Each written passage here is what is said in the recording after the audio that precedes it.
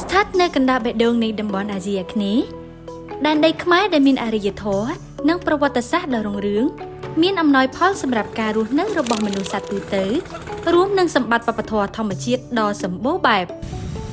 រួមដំណើរជាមួយខ្ញុំនឹងបង្ហាញជូនលោកអ្នកអំពីកម្ពុជា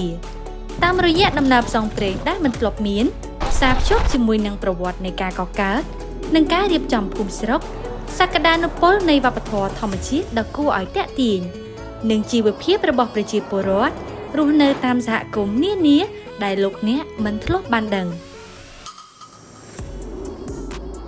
តោះកម្មវិធីទេសចរផ្សារភ្ជាប់ទឹកដីរដូវកាលទី2នឹងមានចាក់ផ្សាយលើទូរទស្សន៍អប្សរារៀងរាល់ថ្ងៃអាទិត្យវេលាម៉ោង 8 យប់